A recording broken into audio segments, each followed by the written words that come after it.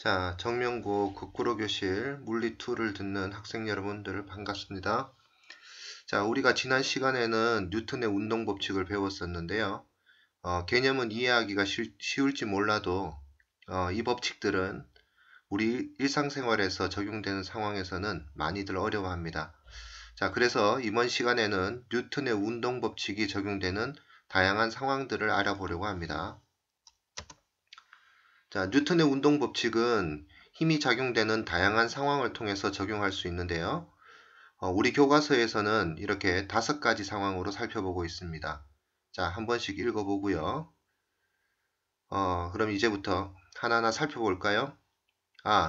지난 수업을 들었던 한 학생으로부터 너무 강의 시간이 길다는 민원이 있었어요.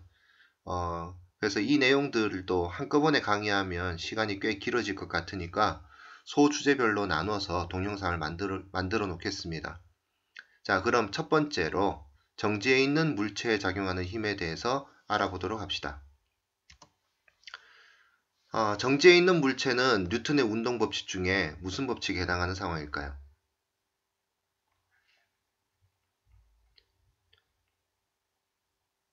예, 운동 제1법칙에 해당이 되죠. 즉, 정지해 있는 상태라고 한다면 그 물체에 작용하는 알짜힘이 얼마일까? 예, 0이라는 상태라는 말이겠죠. 자, 여기 사진은 우리 교과서에도 나와 있는 인간 모빌의 한 장면입니다. 자, 여기서 모빌이 되는 각 사람들은 공중에 모두 정지되어 있죠. 이 사람들은 모두 정지되어 있으니까 이 사람들에게 작용하는 알짜힘이 모두 0인 겁니다. 이 중 한 사람을 놓고 한번 생각을 해볼까요? 자, 펜으로 바꾸고 자, 이 사람을 가지고 한번 생각을 해보도록 합시다. 이 사람에게는 중력이 작용되겠죠. 자, 이 사람의 질량을 스몰 m이라고 해봤을 때 중력이 연직 아래쪽으로 중력이 작용될 겁니다. 얼마만큼? mg만큼의 중력이 작용되고 있겠죠. 그리고 이 사람을 매달고 있는 줄에 의한 장력. 자, 줄에 의한 장력은 반대 방향으로 작용이 되겠죠. 장력은 보통 기호 T를 사용을 하게 되죠. 자, 이 중력과 장력 외에 이 사람에게 작용이 되는 알짜 힘이, 이 사람에게 작용되는 힘이 있을까요, 없을까요? 따로 없다고 생각할 수 있겠죠. 자, 그렇다면 이 사람에게 작용되는 알짜 힘이 0이 되려면 어떤 조건이 만족돼야 됩니까? 네, 줄이 잡아당기는 장력과 그리고 중력의 크기가 같고 방향이 반대라야 된다는 건 쉽게 알 수 있겠죠. 그래서 지금 이 사람에게 작용이 되는 두 가지 힘에 대한 알짜 힘이 0인 상황이 되어 있기 때문에 이 사람은 현재 정지해 있는 겁니다. 자, 다시 정리하자면 정지되어 있다라는 말은 물체에게 작용이 되는 알짜 힘이 얼마다? 0이다 라는 이야기가 되는 겁니다. 그래서 어떤 형태로든 그 물체에게 작용이 되는 여러 힘들의 합력이 0이 되어야 된다라는 조건이 되죠. 그래서 이 사람의 상황을 우리가 굳이 식으로 적어본다면 mg-t는 0이라고 쓸 수 있는 것이고 따라서 mg는 뭐와 같다? t와 같다. 이렇게 이야기할 수가 있는 겁니다.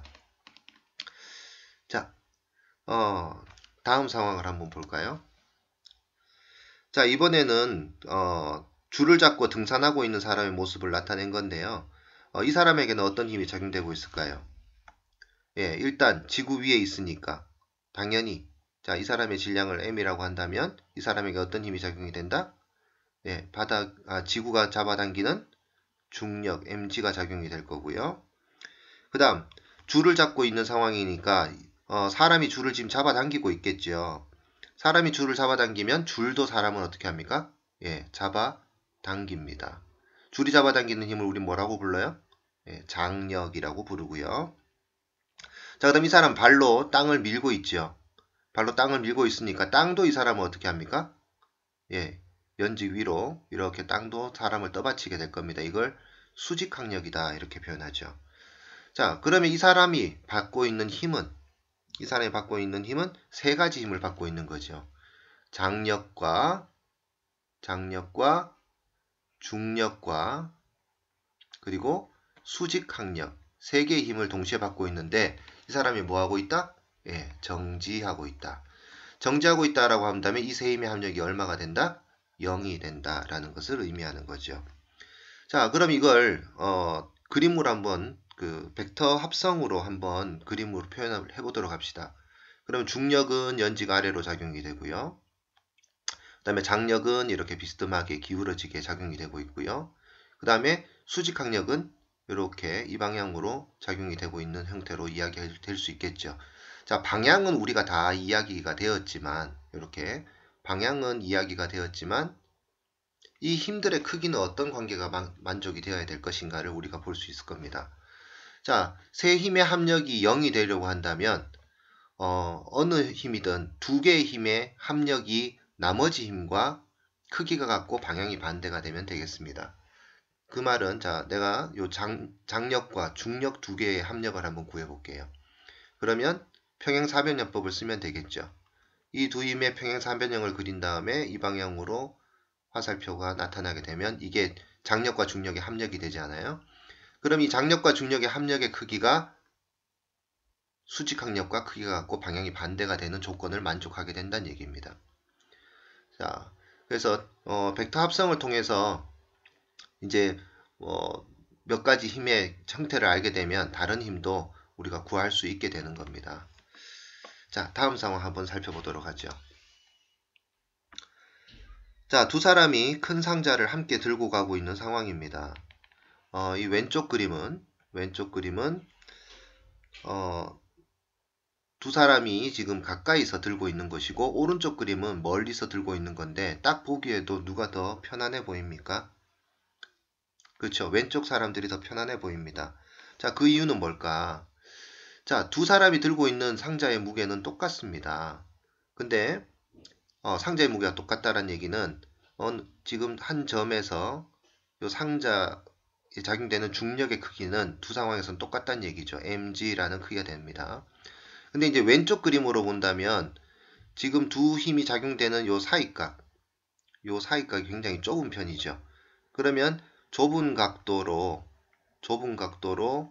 이렇게 힘들이 작용되는 상황이라고 생각을 해볼 때 지금 이 좁은 각도 방향으로 두 개의 힘이 작용이 되어서 동시에 작용이 되어서 mg와 크기가 같고 방향이 반대가 되면 됩니다.